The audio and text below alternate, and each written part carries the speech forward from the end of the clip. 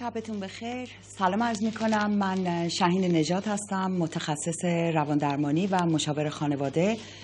و خیلی خوشبختم که در خدمتتون هستم. میخواستم که اول از همه به اصطلاح امشب سعی بکنیم که کمی این بحثایی که این چند هفته در رابطه با بچه‌های عزیزمون کردیم یک کمی جمع جورشون بکنیم و خواستم که یه تصویر کلی بهتون داده باشم که بچه‌ها از خیلی نظرهای مختلف ممکنه که آزار و اذیت ببینن و ممکنه که توی روح و روانشون تاثیرهای بد گذاشته بشه و در نتیجه در آینده وقتی که زندگی و به اصطلاح مسئولیت‌هاشون شروع میشه بنا به شدت اون مسائلی که ضبط کردن با مسائل هر روزه زندگیشون نتونن برخورد صحیح بکنن و متاسفانه مختل بشه رشد و نمو و به اصطلاح شکوفاییشون توی زندگی. و خواستم اینو به اصطلاح گفته باشم که در نتیجه با همه این بحثا حالا میدونین که با یکی دو جلسه فالگیر رفتن یا دعانویسی یا حتی تک و توک پیش خانم شاهین نژاد اومدن نمیتونه که این زخما و این مشکلاتی که برای شخص در طی سالهای متمادی ایجاد شده این زخما به اصطلاح مرهم بشه و حل بشه مشکلاتشون. و البته کسانی هستن که عقیده به اینی که بیان پیش متخصص یا کمکی بگیرن ندارن و خودشون آگاهانه با استفاده کردن از مورفین طبیعی بدن که به نوعای مختلف مثلا با ورزش کردن با کار به اصطلاح کارها و فعالیت‌های کاری سازنده که دوست دارن تو اون رشته‌ای که دوست دارن فعالیت‌هایی که میکنن و همینطور با معاشرت‌های صحیحی که انجام میدن و به اضافه رقص و خنده و میدونین که کلاس‌های خنده هستش این روزا که برای کسایی که حتی یادشون رفته چجوری بخندن که برن یاد بگیرن که کمی از این به اصطلاح جدی بودن موضوع یه مقداری کاهسته بشه و بتونن که کمی ریلکس بکنن در مقابل مسائل و با اضطراباشون مبارزه بکنن. همینجوری که هفته‌های پیش صحبت کردیم بچه‌ها جورهای مختلفی ممکنه که صدمه ببینن. ممکنه از لحاظ فیزیکی صدمه ببینن در عرض کودکی، یعنی کتک زدن‌ها و تنبیه‌های اون مدل، و یا اینکه از لحاظ روحی صدمه ببینن وقتی که پدر مادران ندانسته به خاطر مسائل و مشکلات و احساسات سرکوب شده خودشون به اصطلاح نمیتونن اونجوری که باید با بچه‌ها با فشار های زندگی برخورد بکنن و خیلی وقتا این مسائل نه اینکه بخواد سر بچه ها خالی بشه ولی غیر مستقیم بچه ها هستن که صدمه ها رو میبینن و ممکنه که پدر مادر ندانسته با کلمات تحقیری و به اصطلاح انتقادی مقایسه کردن، تفاوت گذاشتن و غیره برای بچه ها مشکلات روحی روانی ایجاد بکنن و همینطور مشکلات به اصطلاح از لحاظ جنسی، از لحاظ سکسی ممکنه که بچه‌ها همونجوری که گفتیم دستمالی بشن توی این راه بزرگ شدنشون. ممکنه که خیلی جنبه‌های مختلف براشون پیش بیادش که باید اینا رو خیلی با دقت، خیلی با سلامتی و با روحیه شاداب دور بر بچه‌ها باشیم که بچه‌ها بتونن که رشد و نمو طبیعی خودشون رو انجام بدن.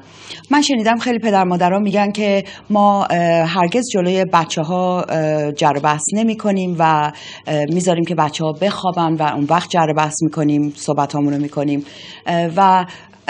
امروز میدونیم که بچه‌ها حتی توی خواب وقتی صداهای پریشون هستش، وقتی که شلوغ هستش محیط خونه،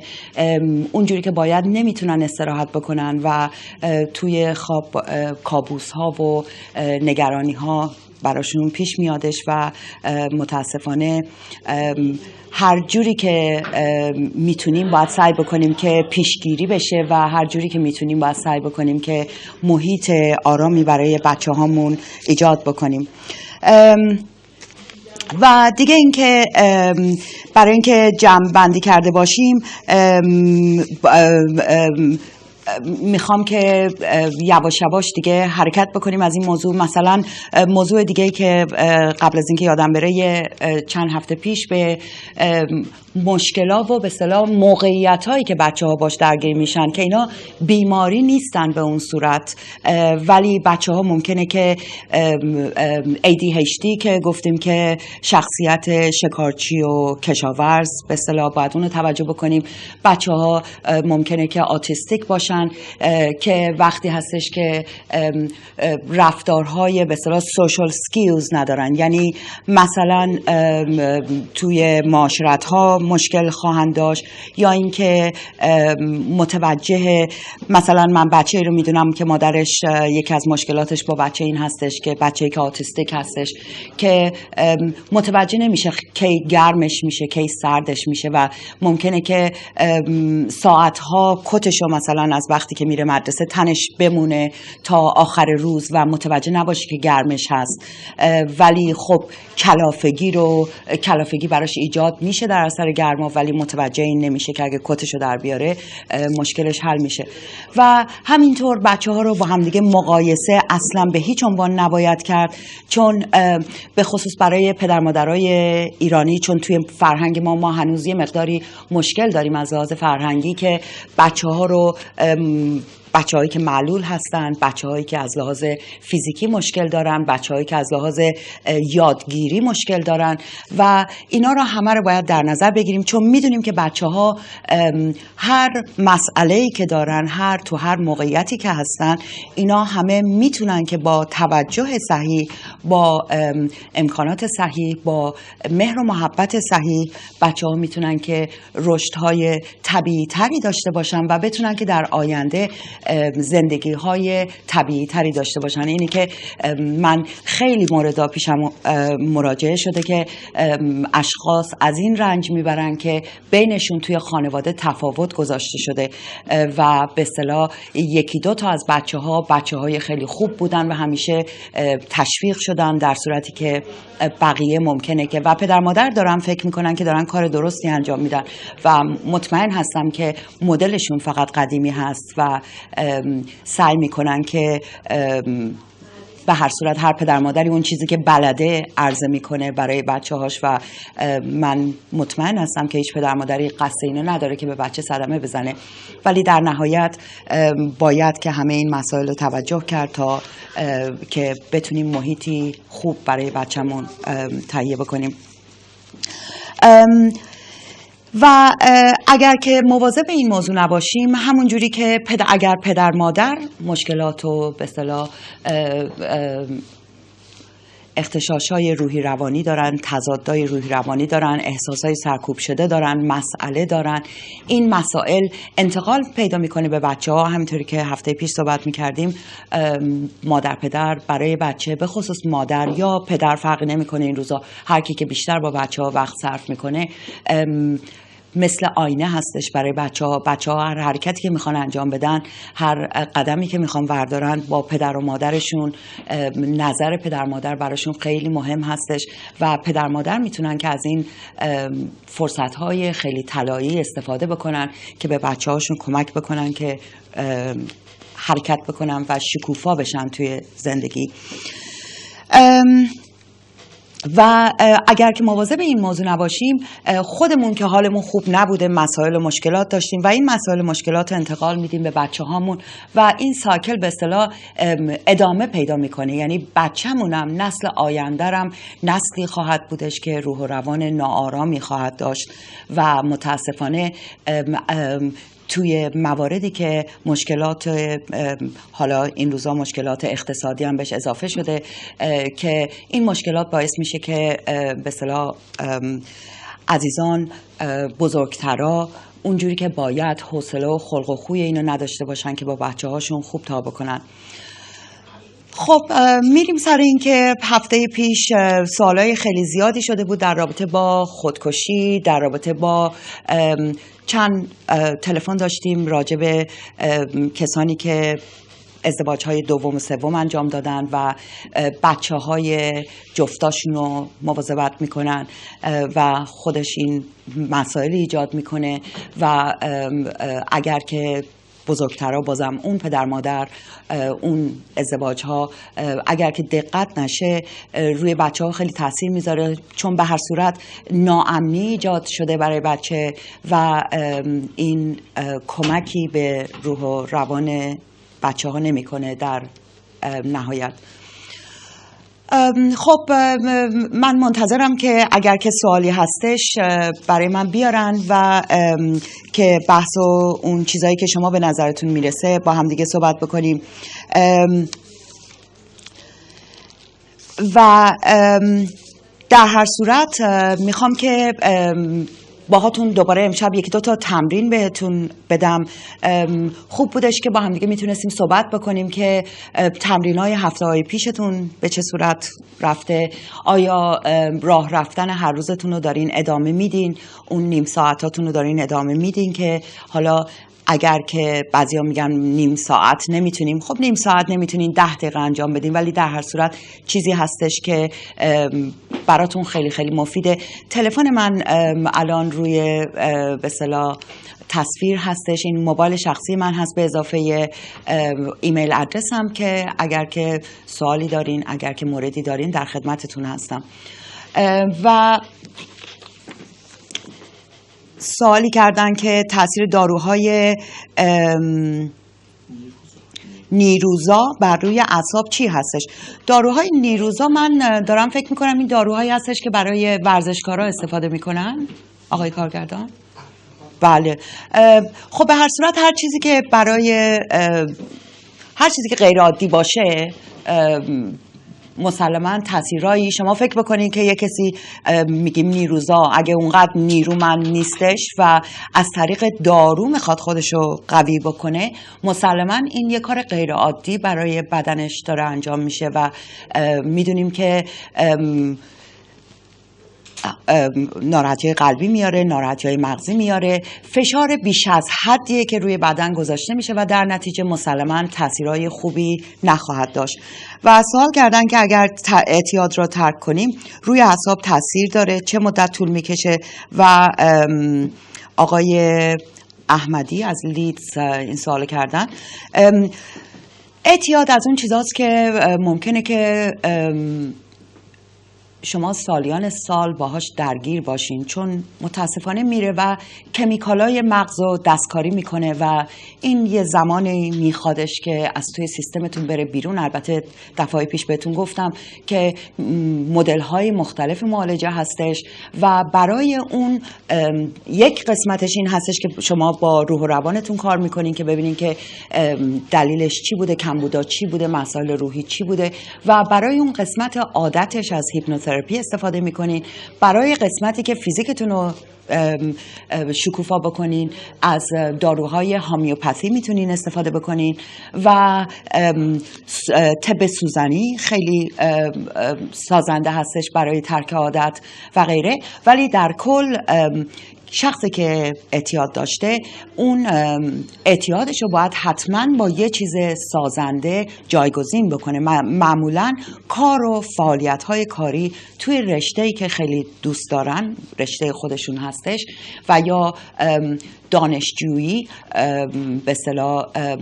درس خوندن خیلی کمک میکنه که شخص رو بهش اعتماد به نفس بده اولا و کمکش بکنه که غذای روح سالم برای خودش داشته باشه و تغذیه بکنه. و مدتی که طول میکشه البته بستگی به ناراحتی‌های روحی روانی شخص داره که به چه دلیل اصلا در مرحله اول اعتیاد ایجاد شده، کمبودهایی که دور و برشون هستش، مسائل و مشکلات هر روزشون چی هستش. همه اون مسائل رو باید نگاه کرد. مثلا اشخاص ممکنه که توی ازدواجای عجیب غریبی گیر کرده باشن. توی ازدواجا فکر نکنین که فقط خانوم ها هستن که مورد خشم و مورد به اصطلاح تجاوز قرار میگیرن. خیلی موارد من مراجعه بهم شده که آقایون هستن که تحت خشونت و با به اصطلاح خانمی زندگی میکنن که خشونت دارن و اخلاقهای ناسالم دارن و غیره، و اینی که زمان نمیشه براش گذاشت، ولی با مسلماً با مراعات و مواظبت و کمک کردنی که به خودتون با خودتون معالجه‌ای که انجام میدین و محیط سالم کردن، از اون محیطی که بودین، اون دوستایی که داشتین، اون رفت آمدا، مثلا فرض بکنین کسی که میخواد سیگار رو ترک بکنه، اگر هر روز صبح قهوه میخورده، میگن که قهوه رو اصلا نخوره، به جای قهوه چایی بخوره. یعنی این غیر مستقیم یه مقداری شستشوی مغزی ایجاد میشه، یه مقداری شخص باید که خودشو با خودش کار بکنه که یه جورایی بتونه خودشو گول بزنه و بتونه که از اون دامی که بهش افتاده نجات پیدا بکنه. البته اعتیاد، من حد زدم که ایشون منظورشون اعتیاد به مواد مخدر بود، ولی اعتیادا میدونیم که خیلی چیزای مختلف میتونن باشن. اعتیاد به سکس مثلا الان امروز تو دنیای غرب خیلی غوغا میکنه. متخصصین بسیاری هستن که با اشخاصی کار میکنن که اعتیاد به مسائل سکسی دارن، یعنی اصلا کاملا روزهاشون رو توی خونه جلوی با کامپیوترشون میگذرونن یا فیلم های غیر تماشا میکنن یا به این محل های فراوونی که همه جا هست مراجعه میکنن و میدونیم که چقدر صدمه‌زا خواهد بود. مثل هر اعتیاد دیگه‌ای، بعضیا به قمار اعتیاد دارن و غیره و غیره که فرقی نمیکنه. اعتیاد به غذا خوردن مثلا خودش یکی از چیزاست که خیلی صدمه میزنه. و من هفته پیش خواستم که راجع به غذا خوردن بیش از حد یا کم غذاخوری که انورکسیا، که در نتیجه البته میگن که انورکسیا بیشتر مربوط میشه به دنیای غرب و اینجا مسائل کمبود غذا نیستش، بلکه بیشتر این هستش که آدما فشار روحی زیاده، افسرده هستن و غیره، و فشار خیلی زیادی روی به خصوص جوونا هستش که وزنای خودشونو خیلی خیلی کم نگه دارن. همینجوری که میدونیم مدل ها و به اصطلاح کسانی که تو این شغل ها هستن که لباس ها رو نمایش میدن سایز های خیلی غیر عادی دارن و جوونایی که به خصوص اعتماد به نفس ندارن و تو خونه اون غذای روحی که باید براشون تهیه نمیشه رو به این مسائل میارن و فکر میکنن که اگر خیلی لاغر بشن مورد توجه بیشتری قرار میگیرن و دوست داشتنی تر خواهند بود و متاسفانه افراط توی این مسئله میشه. همونجوری که گفتم هفته پیش، یکی از چیزایی که بچه‌ها روش خیلی کنترل دارن غذاشون هستش و بعضی وقتا از مقدار غذایی که میخورن یا نمیخورن استفاده میکنن که جلب توجه به اصطلاح بزرگترا رو بکنن. و انورکسیا بعد از این به دلیل غذای کم خوردن و بیش از حد کم خوردن، بعد کم کم تبدیل به این میشه که وقتی که آدم ها رژیم‌های خیلی شدید و جدی میگیرن، بعدش تبدیل به این میشه که یا غذایی که میخورن مرتب بالا میارن یا اینکه از داروها و چیزهای مختلف استفاده میکنن که سریع این غذایی که خوردن دفع بشه و در نتیجه اختلالاتی که توی به اصطلاح سیستم هاضمه‌شون پیش میادش خیلی واضح هستش. مشکلات خیلی عجیب غریبی میاد و خیلی خودکشی‌ها، خیلی فوت‌ها در نتیجه این مسئله هستش. انشالله که خوش و خرم باشین. یادتون نره که روزی چند دقیقه‌ای برای خودتون بذارین که قدم بزنین. یادتون نره که گوش کردن به بچه‌ها به خصوص به جفتمون خیلی خیلی مهم هستش. گوش کردن سازنده، البته گوش کردنی که شما دارین میشنوین